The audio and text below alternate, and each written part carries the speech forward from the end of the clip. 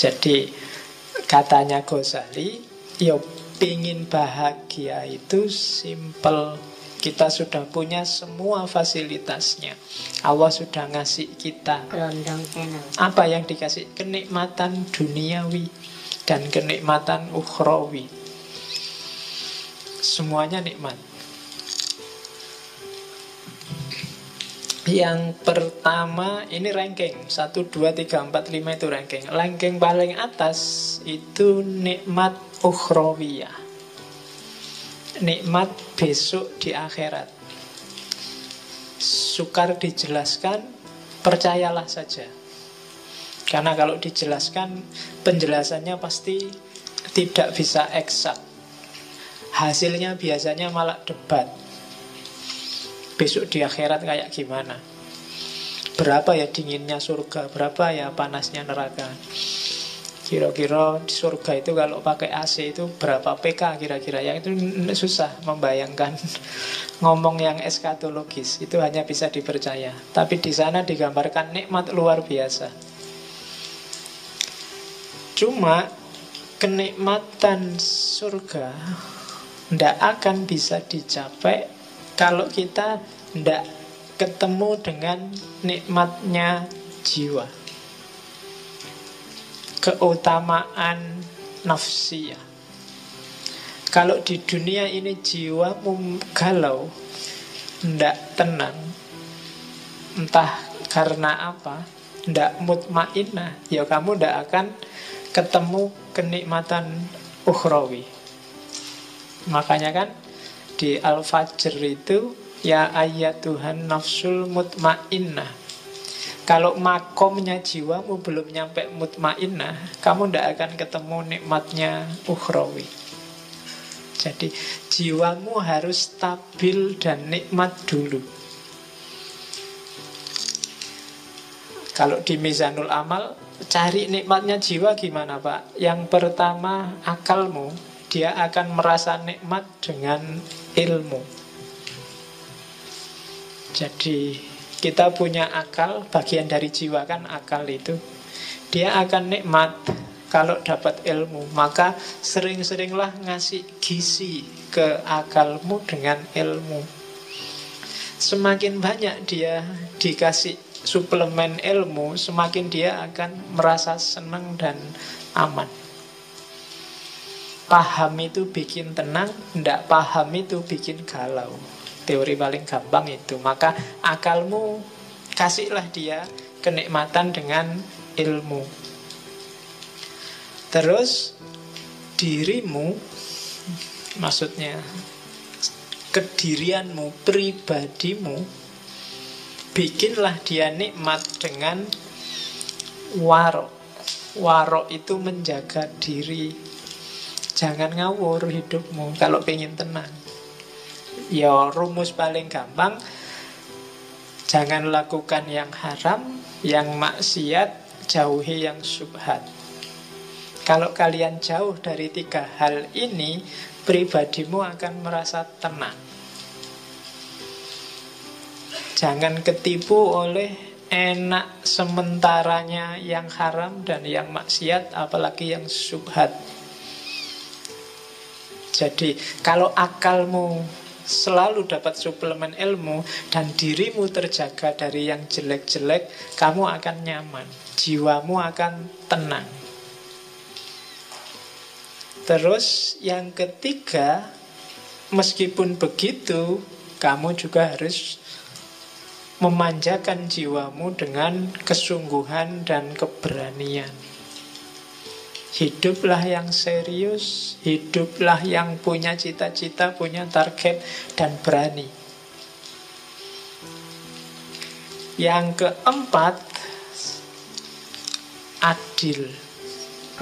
Adil itu hiduplah secara proporsional, baik di level fisik maupun di level rohani. Jadi proporsional itu ya yang harusnya 10 dikasih 10, yang harusnya 1 dikasih 1. Fisik itu adil, kalau sehari butuh makan 3 kali ya dikasih 3 kali. itu adil. Rohani itu adil, ya sesuai dengan kebutuhanmu. Misalnya sudah waktunya nikah, ya nikah aja. Sudah jatuh cinta, waktunya pacaran, ya jatuh cinta aja, enggak apa-apa. Nggak usah dibendung-bendung, saya anti pacaran Pak, nggak mau jatuh cinta Pak. Kalau jatuh cinta ya jatuh cinta aja, kenapa enggak? Wong itu fitrah. Yang nggak boleh kan melampiaskannya kayak gimana. Tapi yang fitrahmu untuk suka pada lawan jenis, bukan yang sesama jenis loh ya. Itu penuhilah, nggak apa-apa. Kalau ini terpenuhi, kamu akan utama jiwamu, nafsiyahmu tenang, mutmainnah, baru kamu dapat kenikmatan ukhrawi.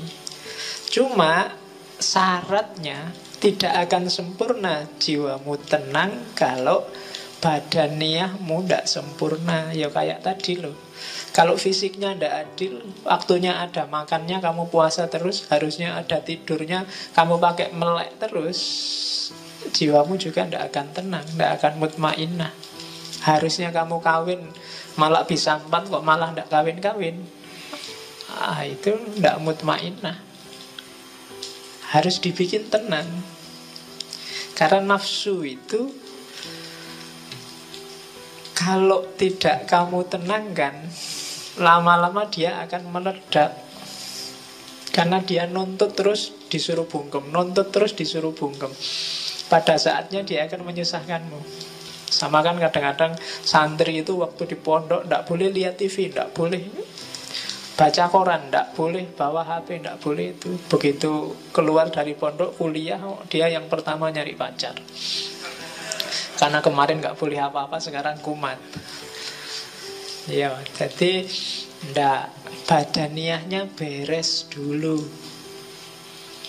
Kalau badaniahnya nggak beres, jiwamu ndak akan beres. Kaya dulu, punya istri dulu, pinter dulu, fasilitas dulu, baru jiwanya bisa tenang. Jadi badaniah. Kalau rumusannya Ghazali, paling gampang untuk ngecek apakah badaniahmu sudah nikmat, sudah bahagia, yaitu yang pertama sehat, yang kedua kuat. Sehat itu kan berarti fit. Apa ada sehat yang tidak kuat? Ya banyak. Saya sehat Pak, cuma tidak terlalu kuat. Olahraga biar kuat, ya kan?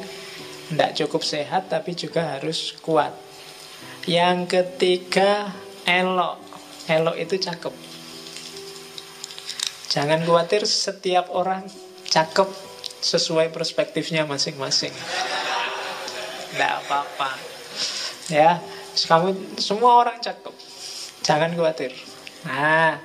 Bahagialah. Kalau enggak, kamu tidak akan bahagia jiwamu. Kalau kamu tiap hari aku kok jelek itu enggak akan bahagia hidupmu. Anggap aja cakep wis to, ojo khawatir.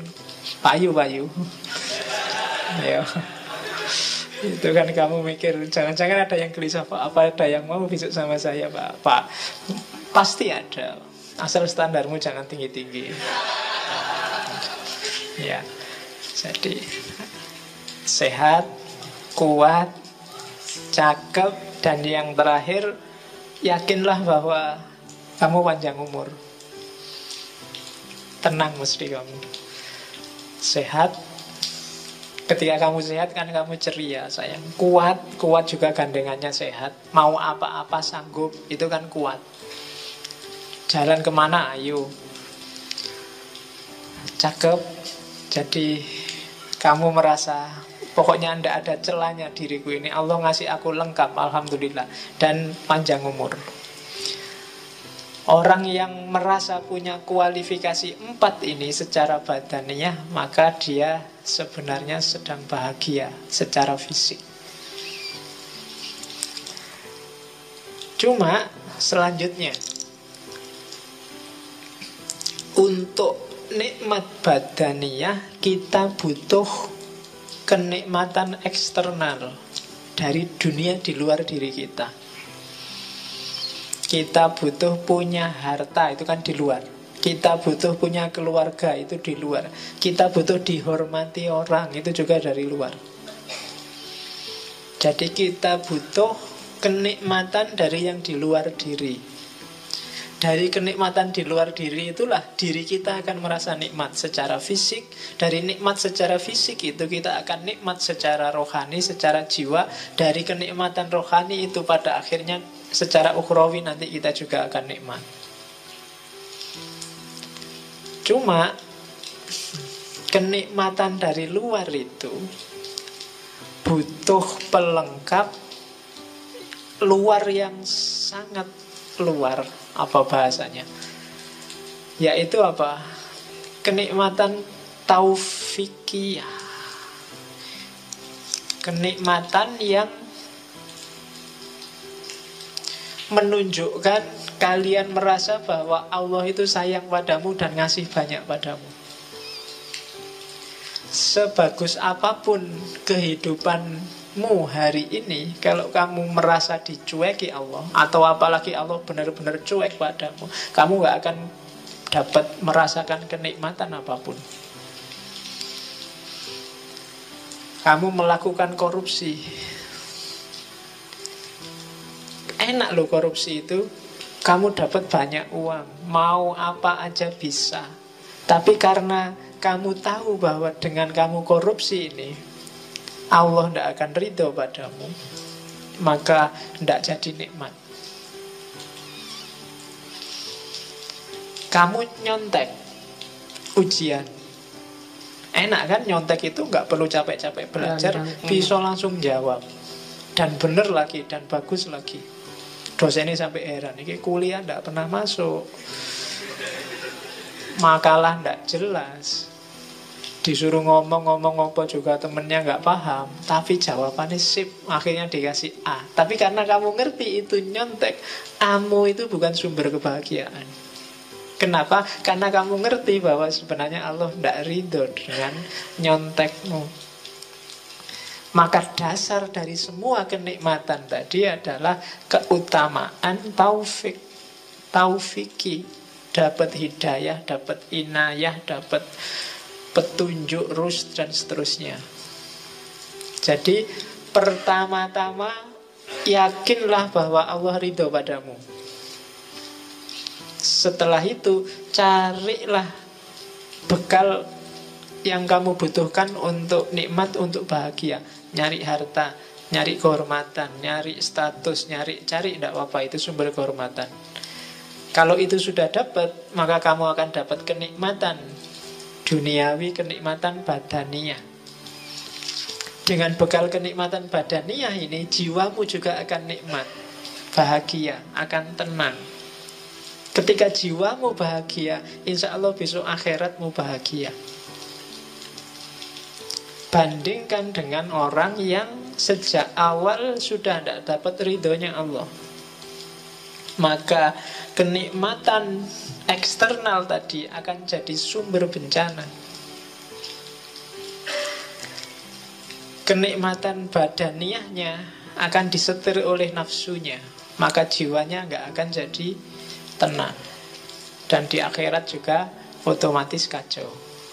Jadi rumus pertama bahagia adalah pastikan bahwa menurutmu yang kamu lakukan itu diridhoi oleh Allah. Oke, setelah itu baru mikir nyari uang di mana, nyari kerja di mana, nyari istri di mana. Kalau sudah dapat kekayaan, dapat status, dapat kerja, itu kan nikmat. Hasilnya semua itu kenikmatan badaniyahmu. Kamu jadi sehat, kamu jadi kuat, kamu jadi elok, kamu jadi tampan. Kemarin gak punya duit, beli sampo sama sabun aja. Nah kan, kalau duitnya banyak kan sekarang santai, beli parfum, beli make up, malah bisa. Kalau itu sudah terpenuhi kan jiwamu kan tenang. Dan setelah jiwamu tenang, kamu nambah lagi menyempurnakan jiwamu, misalnya dengan cari ilmu, dengan memelihara diri, dan seterusnya. Maka ketika kamu meninggal, kamu akan mutmainnah, dan kamu akan dapat kebahagiaan ukhrawi. Oke, dasar teori awal itu.